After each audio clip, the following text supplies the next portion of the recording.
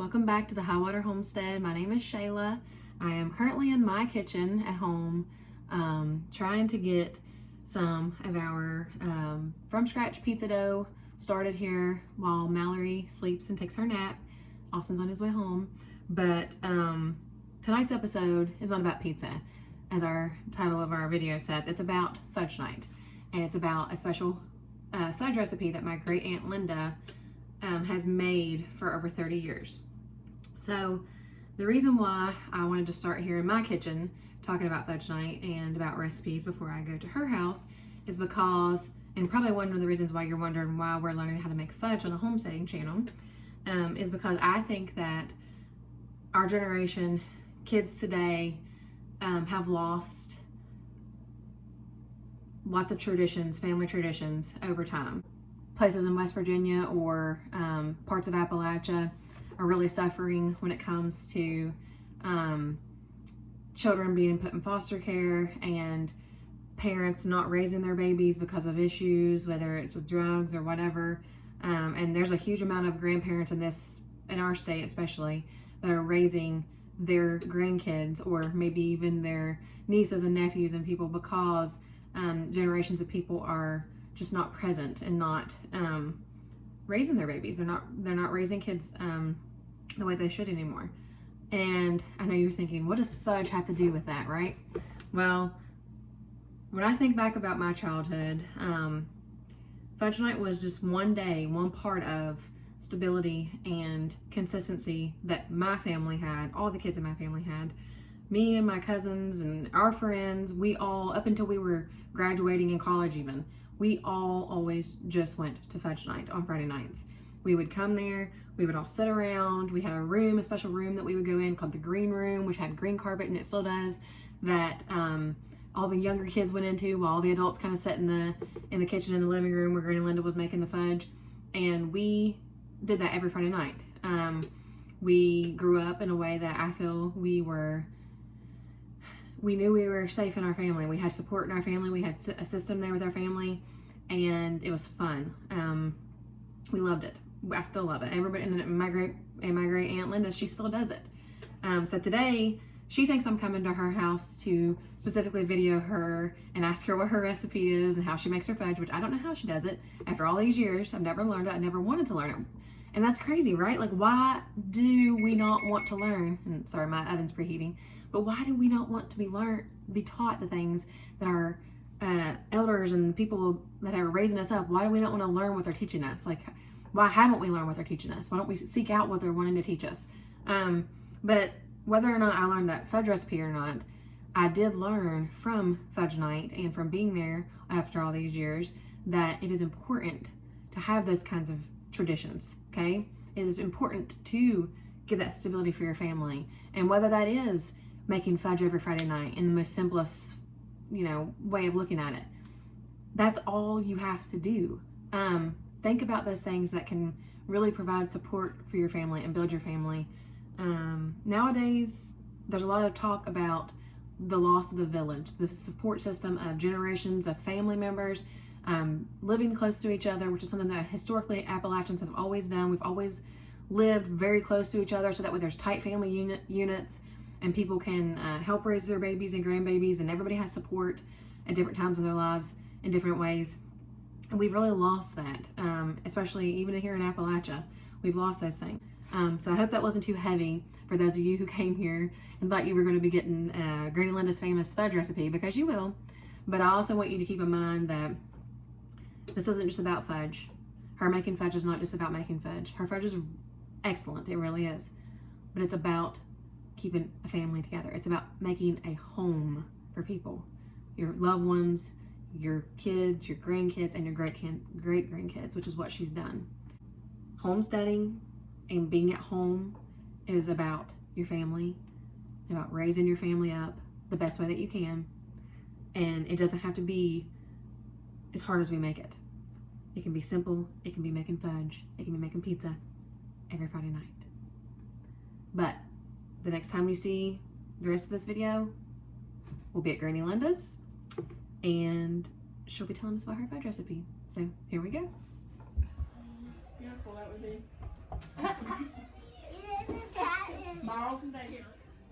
Hello. Hello, here we are. We are officially in Granny Linda's kitchen, and she has been waiting on me to get here so she can actually walk us through the process and make her famous fudge recipe that she's made for a very long time. I'm going to be asking her some questions as we're going through this recipe process, but I'm going to go ahead and let her start and just show us the steps so she can get it going, because it takes a while to make. Okay, first you have to have, I call it a cooker.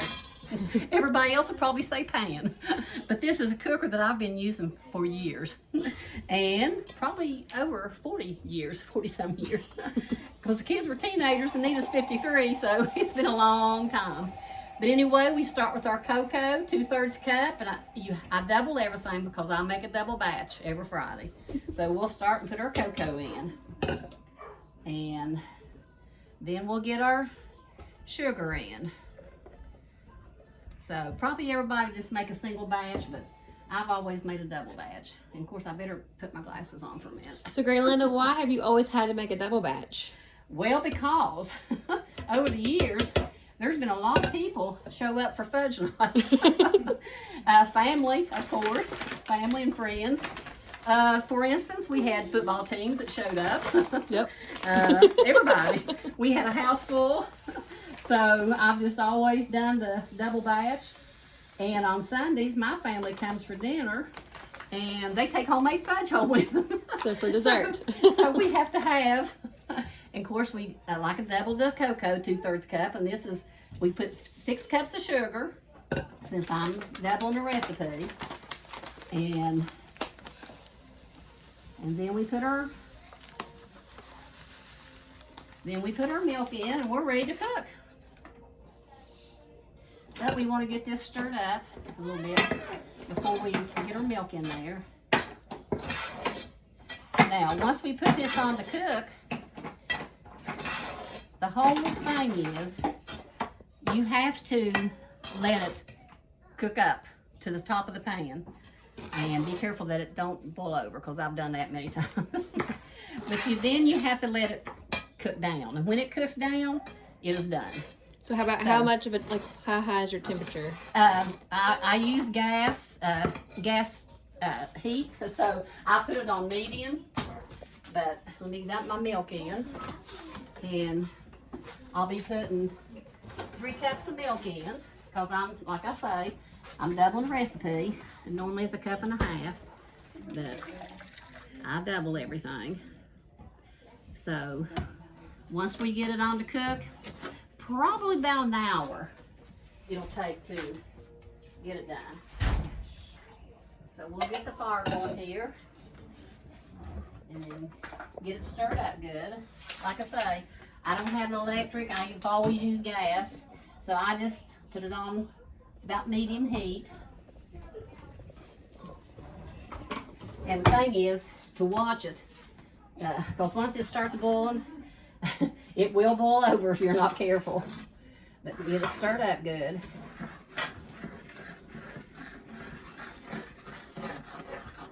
And then we wait for the finished product. But now it doesn't end there. Once this cooked, and also you can also like put water in your measuring cup and dip a little bit in. If it makes a soft ball, it's done. But you know, if you let it boil up to the top and boil down, then it's done. You'll know either way. So, but after it is finished, which I say it'll take about an hour, get it stirred up good. So Granny, while we're mixing this and we're going to be waiting an hour, let's talk a little bit about what got you started with Fudge Night and how this became a thing. Well, my kids might answer more than me. We just started making fudge on Friday nights, and it became a tradition. Mm-hmm. Every Friday, even if we come home from a ball game at 10 o'clock at night, I made fudge. and everybody still came, so it just sort of became a Friday night thing. So what was what made you do fudge? Like what made you choose that was the thing you were going to make? I don't really know. Do you? I have never made anything other than the old-fashioned fudge. I know a lot of people make peanut butter and whatever, but the old cocoa can, which you can't find anymore, had the recipe for old-fashioned fudge. So that's where it all started, from the old cocoa can, and it's just gone all these years. And that's what I do now. When this cooks, you still have to add your peanut butter and your vanilla. You gotta have peanut butter in it, and you gotta have vanilla. Oh, and you gotta have butter too. So you butter your pan, and once you get all that in there and it starts thickening up, you know, you can dump it out and it'll be done. But it's just something that we've done for years. So how long exactly do you think you've done it? Over 40 years. Over 40. So I thought 30. And then I didn't realize it was 40. Anita, 13 would have been, when they were teenagers, I was making fudge. So it's been over 40 years. So besides it being just something that so you didn't intentionally start it as a family tradition? No, it just, once I started, it just never stopped. Yeah. And it's always been on Friday night. So. And then you also, what other traditions do you typically uphold still yet? Sunday dinner, for one. I cook Sunday dinner every Sunday. And everybody comes. And I did do breakfast for many years until I had some heart issues. Well, after Fudge Night, you got to rest for take a rest on Saturday. But I do cook Sunday dinner every Sunday. So I just do different things. Alternate meatloaf one week, spaghetti one week, pot roast one week, cube steak and gravy one week, whatever you know I can think of. But I've done Sunday dinner every Sunday for, gosh, how many years? Forever. And Granny has always fed us, and none of us, I still don't know how to bring a dish to a gathering because I never had to. Because Granny Linda and all of the elders of our family always brought the food and did everything for us. And now I'm getting used to having to bring my own dish to gatherings. I still don't bring mine. Yeah. See, Granny Linda's still very much dependent on for the food in this family. Well, we're going to let it cook a little bit. And if we have any more questions or anything we want to talk about, then we'll do that. And actually, I do have one question, Granny. And I kind of talk about this. So I actually did a little intro before I got here in my kitchen at my house, because we're starting to do a pizza night every Friday night where we're making a pizza. And my goal is to do that like you do fudge. And then also, once we have our garden going, to every time we have something different in the garden, whatever's growing, we want to use that on our pizza. So that's going to decide what pizzas we're going to have.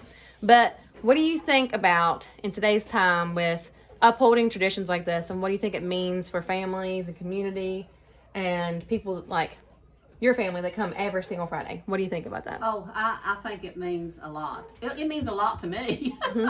I mean, I enjoy my family coming on Friday nights. I enjoy them coming on Sundays. And I look at a lot of things that's going on now, and a lot of people don't do that. But it is, to me, very precious. Because it gets the family together, and it sets a tradition. And, you know, hopefully somebody will carry on after I'm gone. Have you taught, I was telling viewers earlier that I've come to this pretty much my whole life, and I never learned the recipe. And we've sat here and we've enjoyed this, but we've never walked over here. I've never walked over here and asked you how to do this. So are you teaching someone else specifically how to carry on this job? Well, I think they make fudge every now and then, but not the way I make it. I could make it the way she can make it the way I make it. And that's something I think is important, that, we are in a place in this world where a lot of the things, the old things and the important things that should have been handed down weren't handed down. Yeah. And now people are realizing, especially with like older people, passing away or things changing, that we don't have those things. We haven't kept up And those the recipe is no longer on the can. Right. So. We can't even get the can anymore. But and it just shows how something, that just started out so innocently. There was a recipe on a can, and it has turned into a 40-year tradition with the family. That means a lot to generations of people in this family. So, and I know I told you in the post I wouldn't try to make this too deep and too heavy for us. But making fudge here is more than just making fudge. So we're gonna spend an hour, let this cook, and then we'll come back and Granny will show us what she does once it's gotten to the right place in the pot. Okay? All right, we are back. It's been about an hour, and Granny's gonna finish telling us everything she does for her recipe here with the fudge. So Granny, go ahead and tell us what you're doing. So we got our cooker off of the stove, and we're gonna put some butter. Now I put, like I say, I double everything, so I'm putting 2 tablespoons of butter in there and letting it melt. And then I'm gonna put some vanilla, and I put about 2 tablespoons of that too, since I'm doubling it. Okay, and we're gonna stir that up, let the butter melt. And then we'll put our peanut butter in, and we'll be almost done, ready to put it in the pan. Get our butter melted here. And most usually everybody eats it before it gets hard because they can't wait. They like it soft. So they eat it with a spoon whenever it's done. And of course by morning, you know, it's hard. You can cut it in pieces, and usually I'll cut it after a while, because if you wait till morning it'll get too hard. So now we're going to put our peanut butter in. I have some left here. Let's use this right now because I'm using my can, which I'm going to use all of it.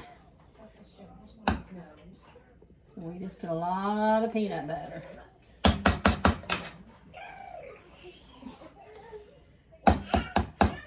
And like I say, this is the old-fashioned fudge. I've never made peanut butter fudge in my life, but a lot of people do, and it's good. I like it, but I've just always made the old-fashioned fudge. So show, if you don't care, Granny, show them what kind of spoon you're using. That way they can see. You put how many scoops you think? Well, I'll tell you how much. This is a big jar, but usually a jar not quite this big, it will take the whole jar. Okay. So I'm putting that right now so far is about 4 scoops in this size spoon. Of course I don't measure anything because it's just like everything else, you know, when you down at salon you just do it. Yeah. But usually that kind of about that size jar on down is about what it takes. Okay. So, and I've always used creamy Jif. I don't know really using any other kind of peanut butter what it would be. But that's what I've always used. And you just keep stirring. You got to get the peanut butter stirred in good, and it'll start thickening up. And sometimes if you don't watch, it'll get too hard on you by the time you get ready to pour it out.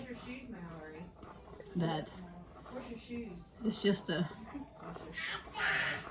I get it all. See, it's getting hard. It's getting hard. So as soon as I get it stirred up, I'm gonna have to get it in the pan.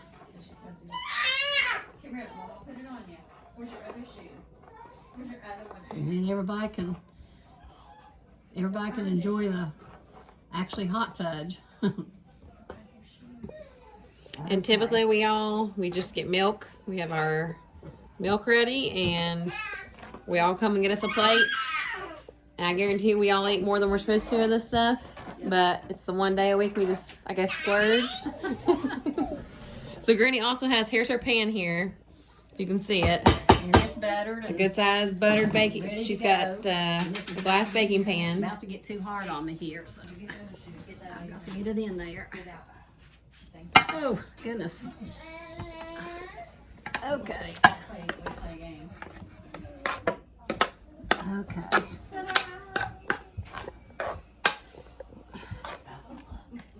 I have to get it out. And of course, there's some left in the cooker, so guess who gets to always eat out of the cooker? Usually Anita, my daughter, and my son-in-law fight over who's gonna get to scrape the cooker. Okay. I couldn't wait. All right. There we go. There's the finished product. Everybody enjoy. Like Granny said, we don't wait. We immediately dig in. Get us our spoons. And Granny, you go ahead. You get the first one. You go ahead and tell us how it is. Yeah. See, normally Granny lets all of us jump in first, but this time she's gonna do it. Okay, I got me a big spoonful. Actually, I'll get me another spoonful. Okay, I'm ready to eat it then. Maybe too hot though. We'll see. So, and Granny says you just let it sit up and then you can cut it. And then, Oh yeah, it'll be ready to cut here in a little bit.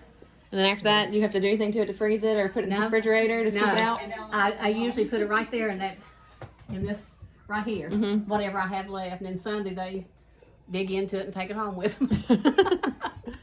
Whoever wants any.